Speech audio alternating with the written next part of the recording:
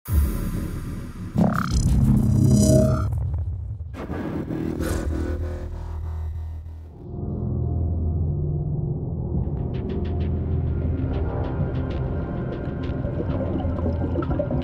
saya kira kalau kita tidak menjaga terumbu karang ini, dalam tanda kutip kita akan bicara tentang kematian dan kiamat gitu di masa depan.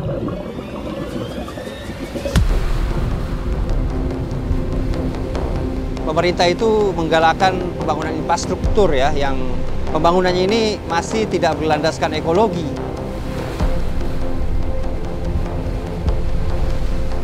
Kalau untuk masalah pelestarian lingkungan yang berkelanjutan itu semua pihak harus terlibat.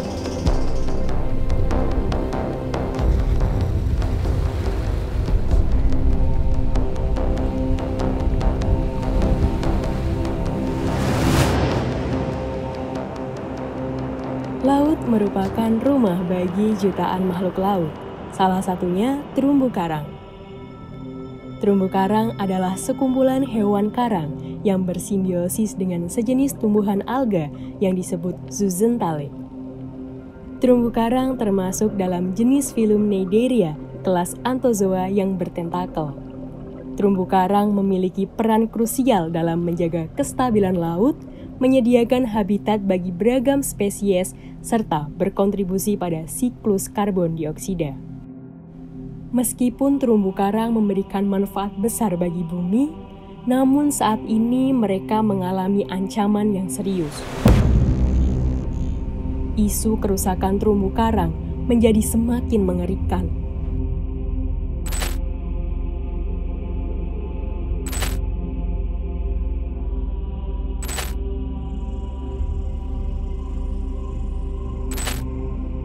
Termasuk di tanah air kita, yang 70%-nya merupakan lautan. Salah satunya di Pulau Pramuka, yang merupakan gugusan pulau dari Kepulauan Seribu.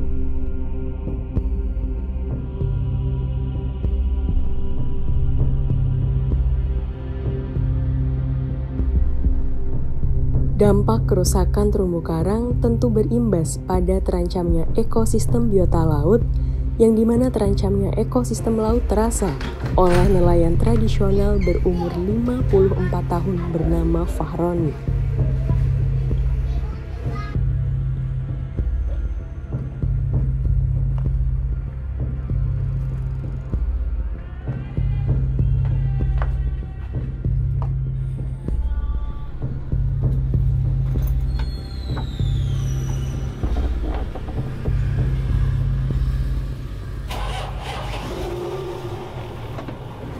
Kehidupan laut yang sebelumnya melimpah, kini menghadapi penurunan signifikan, mengancam mata pencahariannya dan keberlanjutan lingkungannya.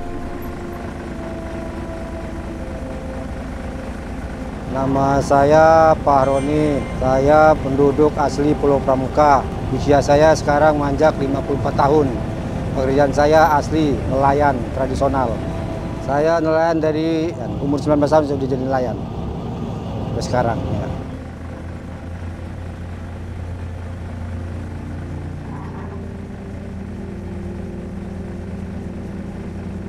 Oh, sekarang mancing semakin jauh, Pak. Sebabnya di terumbu karang udah agak kerusakan. Saya semakin jauh. Kadang-kadang 1 hari lebih saya perjalanan. Kadang-kadang bisa 1,5 hari atau 2 hari perjalanan. Kerusakan terumbu karang tidak dapat diabaikan. Dampak yang ditimbulkan bukan hanya sekedar menyusutnya hasil tangkapan para nelayan. Kerusakan terumbu karang ini membawa ancaman serius terhadap seluruh ekosistem laut yang rapuh. Ekosistem yang menjadi jantung kehidupan di dalam laut. Ya, secara umum memang kerusakan terumbu karang di Kepulauan Seribu itu merata ya, sama di pulau-pulau lainnya juga gitu ya, termasuk di Pulau Pramuka. Dan semakin tahun itu sampai tahun ini itu sangat mengkhawatirkan ya, artinya kerusakannya itu sangat parah dan sangat cepat gitu. Dan yang paling mengkhawatirkan adalah di tahun-tahun sekarang ini ya, kita sudah sangat sulit dalam mencari ikan, lalu juga kondisi-kondisi beberapa wilayah di Kepulauan Seribu juga telah teridentifikasi mengalami kerusakan yang sangat parah dan mengalami penurunan menurut data gitu kan ya. Pada tahun 2021, data riset program Reef Health Monitoring, Pusat Riset Oseanografi Badan Riset dan Inovasi Nasional, menunjukkan bahwa kerusakan terumbu karang di Pulau Pramuka telah masuk ke dalam kategori buruk. Hal tersebut ditegaskan oleh Muhammad Abrar selaku peneliti senior kelompok riset kesehatan ekosistem terumbu karang Badan Riset dan Inovasi Nasional. Nah, untuk kerusakan tadi sebenarnya untuk data yang kita punya terakhir itu di 2021 ya. Nah, Pulau Pramuka sendiri itu tutupan karang hidupnya sebagai indikator utama itu hanya sekitar 15,47%. Nah, ini artinya dia berada dalam kondisi kurang baik ya atau buruk. Karena kita ukurannya yang terakhir itu kita patokannya 19% ya. Ini juga kita dapatkan dari data ya, yang mendominasi itu adalah karang mati ya, yang sudah ada banyak algenya. Kemudian patahan-patahan karang mati, kemudian daerah yang berpasir gitu, dan itu presentasinya cukup tinggi ya. Misalnya kayak karang mati yang sudah dilumuti tadi sekitar 37-an, kemudian patahan karang mati 27, yang berpasir ini juga 10%, ini sangat tinggi sekali. Dan totalnya 70,87% itu adalah indikator-indikator yang memang menunjukkan gejala kerusakan ya secara fisik kita lihat di lapangan. Karena yang karang hidupnya cuma 15,47%, sedangkan indikasi kerusakan ya dari karang mati yang sudah berlumut, kemudian dari patahan-patahan karang yang kita temukan yang sudah mati ya, kemudian area yang banyak pasirnya itu totalnya 70,87%. Jadi ini indikasi memang saat ini ya, kemarin kita coba lakukan pengamatan di lapangan 2021 ya, kondisinya kurang baik.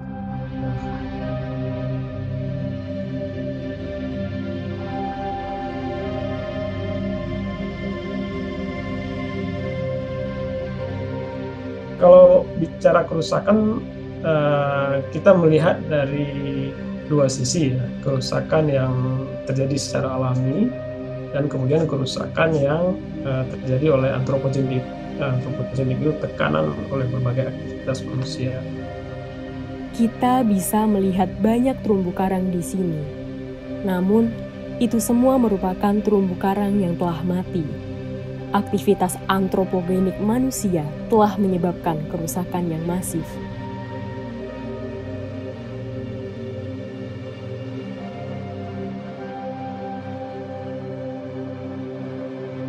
Yang pertama adalah aktivitas antropogenik manusia ya. Dulu nelayan kita atau bapak-bapak kita gitu ya masih menggunakan potasium sianida untuk membius ikan. Ternyata terkena dampak ke terumbu karang, lalu bom untuk membom ikan. Lalu juga ada aktivitas jaring pukat, jaring muroami, penambang karang untuk bahan bangunan, lalu juga untuk perdagangan. Nah, itu beberapa faktor dari aktivitas antropogenik manusia ya.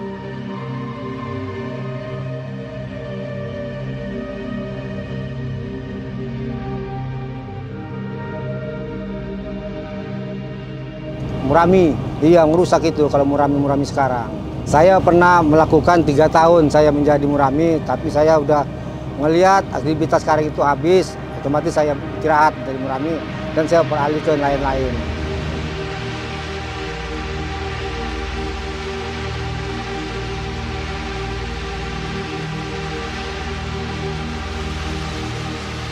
Selain itu, kita perlu tahu bahwa beberapa tahun sebelumnya pemerintah itu menggalakkan pembangunan infrastruktur ya, yang pembangunannya ini masih tidak berlandaskan ekologi, masih berbasis betonisasi, sehingga program pembangunan yang dilakukan atau pengembangan infrastruktur yang ada di pulau-pulau di Kepulauan Seribu, terutama di Pulau Pramuka ini telah berdampak pada kerusakan secara langsung ekosistem terumbu karang yang ada di sekitar pembangunan.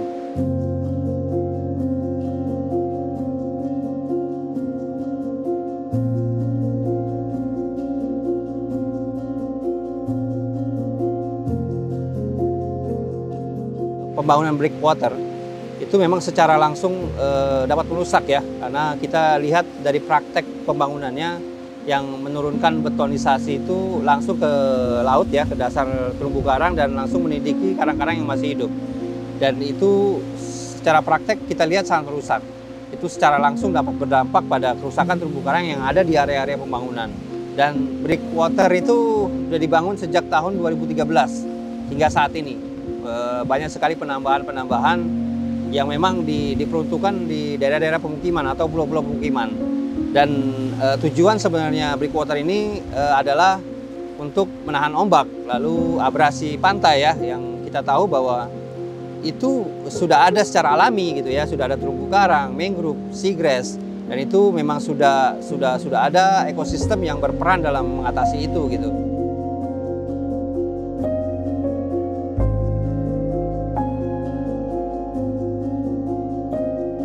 Betonisasi atau breakwater itu membawa dampak negatif dan juga membawa dampak positif ya. Jadi di beberapa tempat memang dia akan membawa dampak positif. Misalnya ketika kita membangun dermaga, dia akan mengurangi laju sedimennya sehingga mungkin sedimennya tidak terjerembab di dalam jetty tersebut. Tapi dalam kasus Pulau Pramuka, saya kira harus dilihat dulu AMDAL-nya gitu, analis dampak lingkungannya.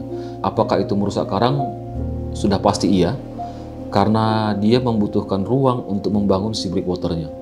Nah, dalam kasus lain juga, ketika kita membangun breakwater, maka pola arus akan berubah. Karena dia pertama, kalau kita lihat konstruksi breakwater-nya, pasti arusnya akan melambat.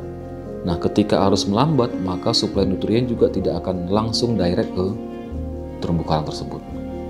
Nah, yang selama ini karang hidup sudah ratusan tahun begitu, dengan kondisi alami, dengan nutrien yang alami bergerak dari lautnya ke terumbu karang dia bisa hidup, dengan adanya breakwater itu dia maka akan berubah. Aktivitas manusia di Pulau Pramuka dan dosa sampah dari Jakarta menjadi ancaman serius bagi terumbu karang. Sampah plastik dari 13 sungai Teluk Jakarta mencemari laut sekitar Pulau Pramuka. Lalu peran dari 13 sungai yang bermuara di Teluk Jakarta itu telah menyebabkan beberapa ekosistem terdegradasi atau terumbu karang menjadi rusak. Nah, itu disebabkan oleh sampah plastik, lalu juga sedimentasi, run up, lalu bahan-bahan kimia yang menyebabkan karang secara langsung itu terdampak akan mengalami penurunan pertumbuhan.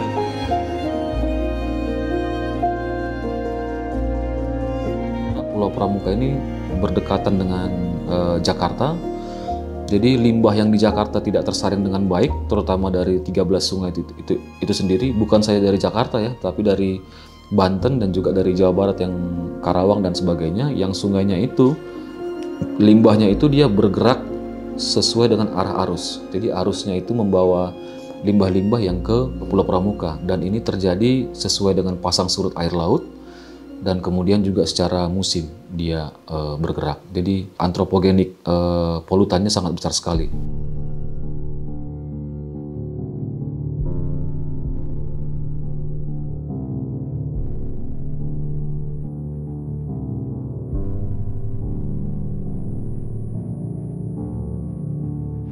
Pengangkutan sampah kita per hari itu bisa mencapai 4-5 kubik per hari.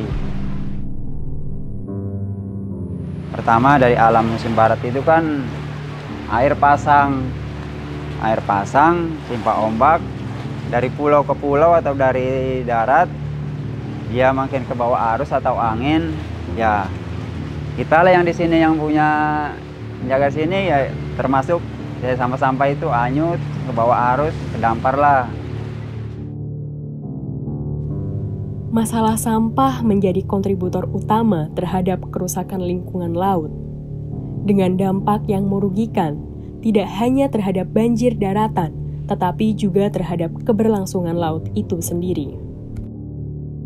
Akibat sampah yang ada di Pulau Pramuka ini, kita bisa bedakan menjadi makro dan mikroplastik, dan juga sampai dengan nanoplastik. Jadi memang yang kita lihat di permukaan itu seperti gunung es gitu, bahwa di atasnya sedikit tapi dia akan terjebak di bawahnya.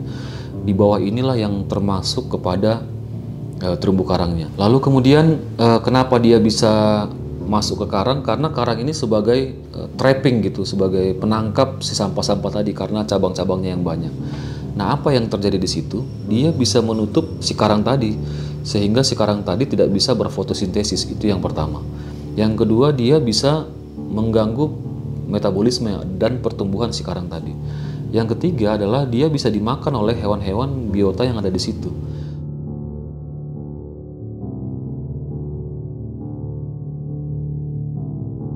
Coral Reef ini bukan masalah yang sederhana untuk diselesaikan. Jadi banyak negara-negara dunia datang untuk menyelesaikan masalah itu.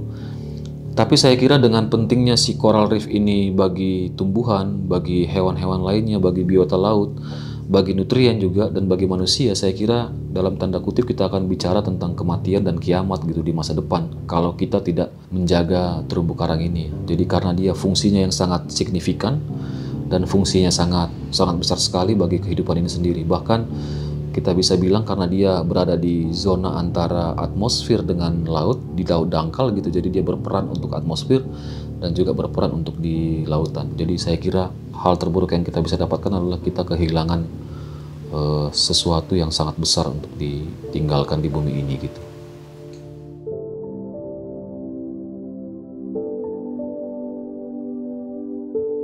Tolonglah, kalau yang masih ada nelayan yang murami, tolonglah untuk tahun yang akan datang, untuk seterusnya bisa pengurangan. Kalau untuk kita langsung total tidak bisa, untuk pengurangan dengan pelan-pelan, dan dibantu juga pemerintah untuk mengurangi jaring muram yang ada di Pulau Seribu ini. Dan inilah yang jadi tanggung jawab kita bersama, bagaimana kita membatasi aktivitas-aktivitas antropogenik yang sifatnya merusak secara kronis terus-menerus untuk terumbu karang. Itu bisa kita batasi, bisa kita kurangi, dan boleh dikatakan bisa ditinggalkan dan tidak dilakukan sama sekali, saya kira. Dalam usaha melindungi keberlanjutan bagi terumbu karang, diperlukan kolaborasi yang erat. Ini adalah upaya bersama untuk membangun jembatan antara tanggung jawab kolektif dan solusi yang inovatif.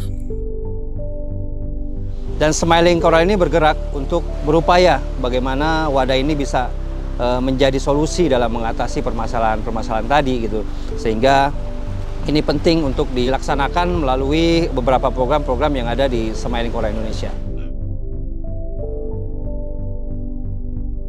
Dari beberapa program yang kita lakukan adalah dengan melakukan kegiatan restorasi kembali atau penanaman kembali terumbu karang melalui teknik transplantasi karang, melalui pemotongan koloni karang yang kita tanam di area-area yang telah mengalami kerusakan.